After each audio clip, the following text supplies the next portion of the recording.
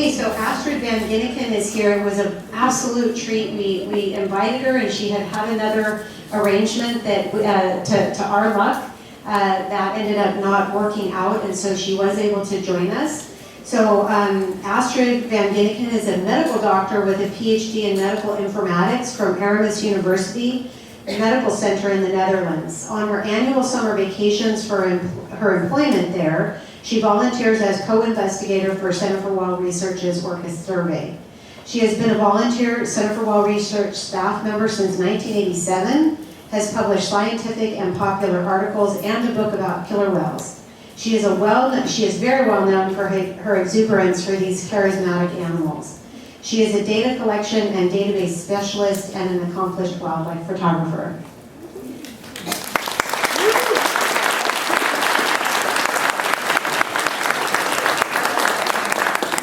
Well, thank you very much. It is an honor for me and a pleasure to talk about our beloved southern residents. And I want to share with you some of the history of the population. And I can be short about this, although it is sad. We all know that there was a good recovery, a decline in the, say, between the second half of the 90s, and then there was a struggle, and we're almost down to this low point here. And with the salmon runs declining so much, it doesn't look very good. But what's more important maybe is to look at who is dying, because who is dying and who is being born has a lot of consequences for the potential for recovery. So these are the topics I'm going to try to cover, and we'll first look at the male and female ratio at birth. Now when we look at this, with thanks to Jane Kogan for making some of the graphs I present here, we see that in the early half, this first 10 years, there was a fairly good balance between female and male births. And even though in Elpot there were a few more males born, it is fairly balanced. But then when we look since 1996 on, we see that only 2 juvenile females were born to K-pod and 9 young males, and in Elpot was 6 juvenile females and 17 males. And although males are necessary to sire the calves, if we don't have enough females, then where will the new babies come from? So here you see a sort of similar thing again. You see in J-pod is fairly nicely balanced, even a few more females and males. But in Canes, you see here the 2 juvenile females and a few more in the Ls. Now when we look at the current ages of the females, here 3 small graphs, and the shaded area actually shows the lifespan at which they can reproduce. And of course it makes a difference when you're a reproductive female, when you're has just started your reproductive lifespan or ending it. And you see in J-pod there's still a number of females that are young enough to actually give birth to 2 or 3 more calves. In the case you can see that 4 are 30 years or older. And of course here, well, maybe 1, if you're lucky, maybe 2 calves will be born, and there's only 1 juvenile. In Elpot, there's still a number of females that can give birth, but it's a much larger pod, and relatively speaking, these are few females. Now, if you look at the population structure at the moment, you can also get a good impression of the reproductive capacity. Because here you see, this is, a matriline that has 1 surviving male. So when he's gone, the matriline has disappeared. Same here, the same here. And L54 is a female, but she is virtually at the end of her reproductive lifespan, and she has only produced 3 males. Somehow she doesn't produce females. Here, this looks quite healthy. This, here, L83 and L91 are young enough to still have a number of calves, and hopefully they will also produce females. And this also looks pretty solid. Here, L90, she has to date not had a surviving calf. So that doesn't look very good. And although she's healthy, she's from 1986, she's 31, let's hope she'll have a female. Another, I think the thing is, I don't think it works anymore. And this one,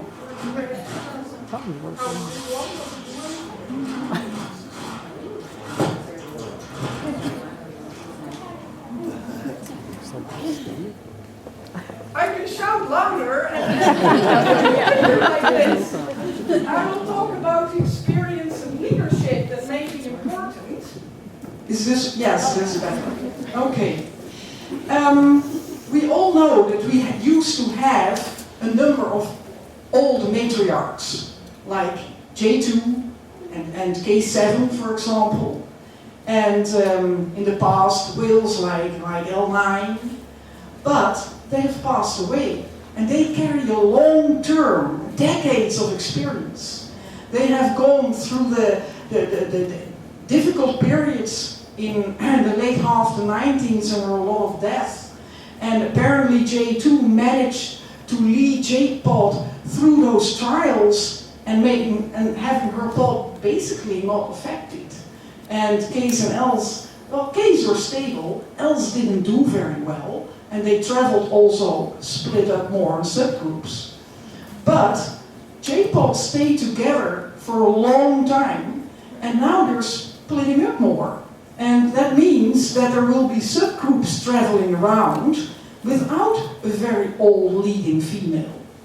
And fortunately J16 and J17 are, they are about 40 years or something, and they will have quite some experience. But if we look closely here, J2 passed away, J14 passed away, and if this subgroup would travel separate, then they have a 16-year-old female leading them, which wouldn't be that good. So I hope she will be wise and stick with the more experienced females.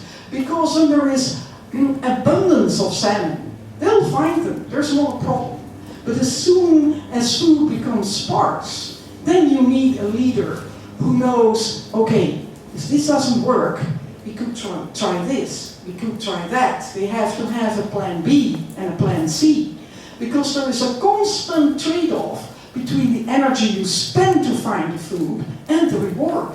So you can think, well, in the past, if you just stay here and wait, for the salmon run, that might work. But what if the salmon don't show up? You can also spend a lot of time searching, but then you spend a lot of energy, and what if you don't find it? So it's very important to have this knowledge, and it becomes all the more important the scarcer the food becomes. And here, if we look at K's, similar thing. Here we had, in the past, K7, K11, K13, hasn't been seen recently, well, the K's haven't been, so we don't know if she is still around. But if she wouldn't be, then K27, she's 23, that's not very old. So I really hope K12 is probably the most experienced whale in the K's, and K14, so hopefully they stick together. But then, with larger numbers, you need more food. Then there is mating preference and paternity. So what we saw over the past many years was that often, at least for a season, but often several seasons in a row, you would see that there were certain females and certain males that liked each other. And so we would see L39, for example, go after J5 and people commenting on the boat like, why is he wasting it on this boat's reproductive females? Or see J18, approach K40.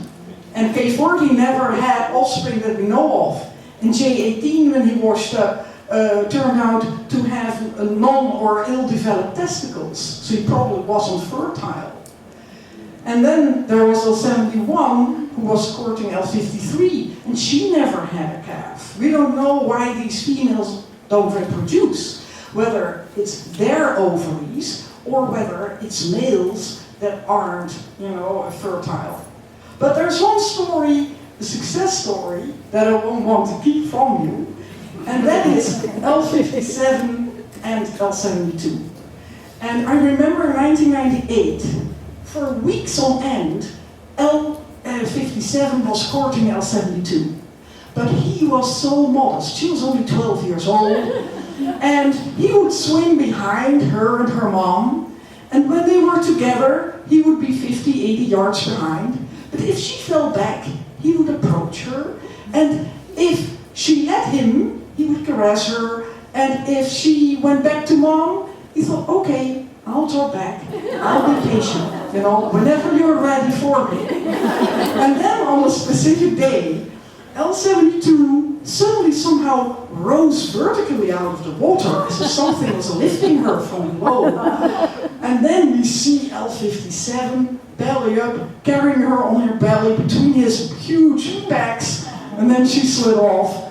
And I said on the boat, I like L57's style of love.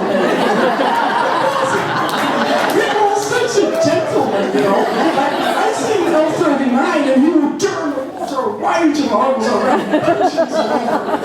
But my L57 was a gentleman. And I said, well, it must be that L72's offspring will be L57's. Now in 2000 that wasn't the case. But what happens, I arrive at the center this summer and I look at the paternities on the whale guide, and what do I see? L105 is L57's offspring. And he is now a nice 13-year-old adolescent. But if you look again at this chart, we see strange things. Look at this. Basically, that is L27. And although this is, and we'll look at that more closely, this was L62, he made it till 20 years of age, and L68 became 10, but then it became ever shorter, like 3 years. And why would they all have died? Apparently she was a good mother, she brought them well beyond lactation age, but they all had fairly round and not such tall fins, as if they all had something in common. And now knowing that certain males do like certain females, it could be in such a small population with inbreeding that there is some sort of recessive trait or some combination of genes that when a female tends to mate with a certain male over and over again, that she gets offspring that is not as strong as you would want. There's a similar thing. We look at these ones, and that's an even stranger story. This is L47, and she actually successfully brought up her daughters L83 and L91. And after that, she lost 4 in succession. And I remember 3 of those living only 3 weeks. So 3 weeks, and the calf passed away. And the next calf was born, and would cheer, L57 has a calf again, 47. And then 3 weeks, dead again. So I started to think, well, maybe she had some sort of a memory infection and has scar tissue or cannot lactate. What can this be? And so the 3rd and the 4th and they all passed. And then when L115 was born, I thought, oh, the 3rd week will be the end. And the 4th week, and she was still around. And the 6th week, she was still around. And after a couple of months, she was still around. And she still is around. I'm talking about the mother, but it's a son. and he's still around. And so I thought, she's lactating. She was proved to be a good mother. Why did they all die? It could be a shortage. I mean, probably not too many PCBs because she has already loaded off a bunch on the two daughters. So I don't know if paternity could be an issue here. And then, how do the orcas cope with loss? What do they do? Because you all know in the southern residence that both the sons and the daughters stay with their mothers in a maternal group throughout life. So a loss has a big impact on these families. Of course, the most sad one, but very common one, is death. And I have two examples here, like J10, and she passed away not long after J18 passed away. And the same is for K8, when she passed away, K5 passed away. And what I remember was that J10 was a mother who always kept her offspring very close to her. It was a very socially tight group. And what I also remember is when K8 had passed, that K5 was often lagging behind. Sometimes he was with them, and sometimes it was, where's K5, where's K5? And 1.5 miles behind the boat we would find him. And sometimes we saw him catch up.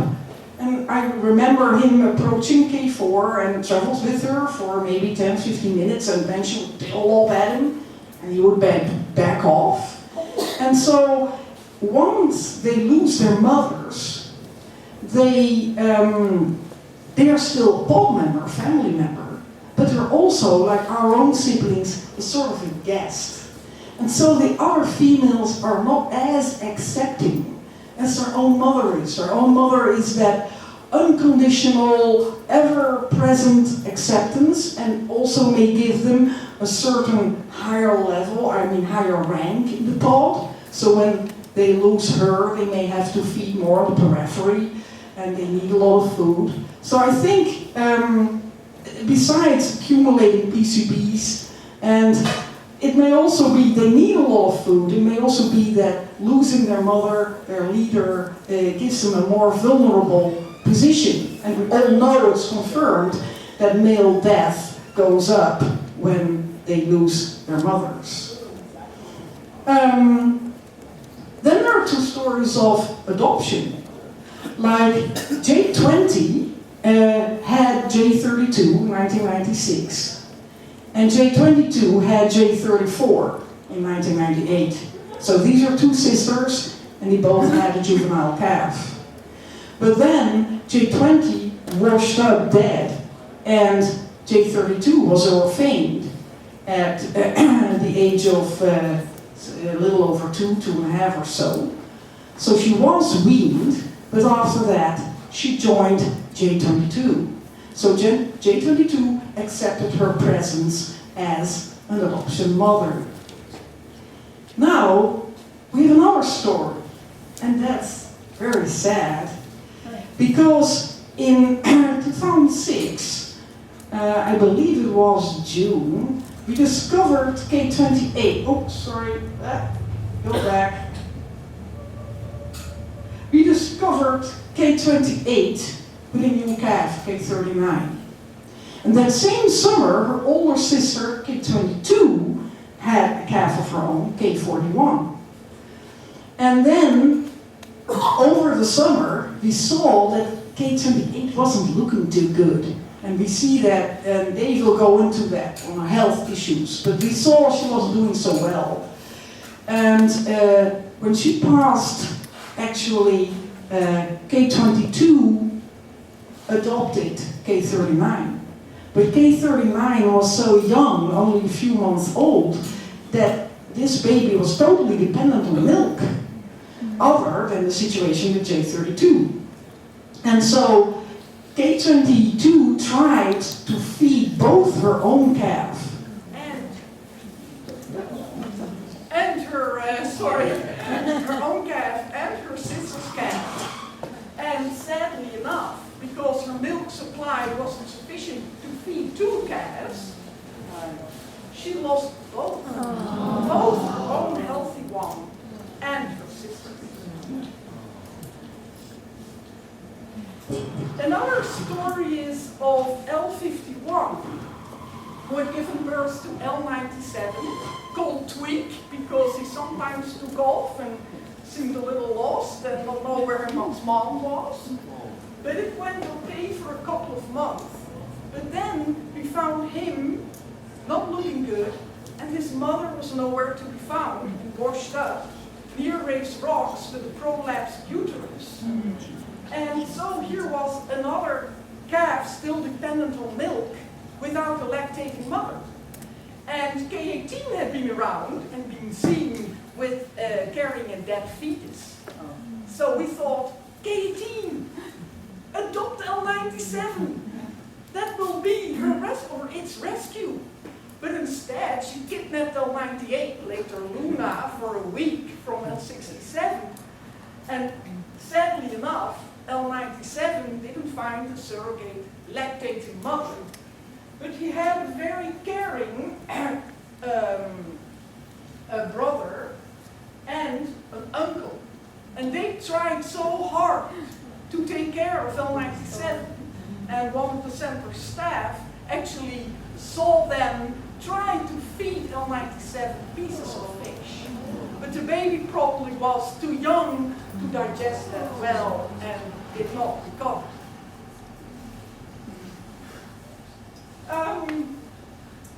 So yeah, I should have written that also what they tried. So then there is another strategy. Like L87 was, first L85. L85 was born to L28. And L28 was still seen when in 1994 they came down from the north through Johnstone Strait. But when they actually made it here, L28 had disappeared. And so L85 joined his big brother, L38. So for a number of weeks, L38 was always seen with his little brother right next to him. And then there was this older, experienced female that noticed it and actually started to join them, and they became a threesome for a long time. And of course, after L38 passed away, L85 would stay with L12. But the most striking story maybe about trying to find a female who can guide you and lead you, maybe L87, who was born in 1992. And then, sadly enough, in 2005, we saw that his mother was really ailing. And when she passed away, L87, outside his own pod, joined the matriarch of the case. And she was accepting of him. And so she, of course, evidently highly ranked among the case, became his leader. And then when she passed away, he went to her daughter, K11. But she, sadly enough, passed away 2 years after matriarch K7 did. And he thought, where can I find an experienced leader? He apparently knew very well that that was the key to his survival. So he found J8 in J-pop and traveled with her. And after she passed, he moved over to J2. So we have no clue where he will go next, but he will have learned a lot. And so we hope, he's 25 years old now, that he is strong enough to sire healthy new calves. And yeah, this was just to give you an impression that what is happening in these families behind all these graphs. These whales try hard. And what they need is food. And so, will this calf have a future with its family? Thank you.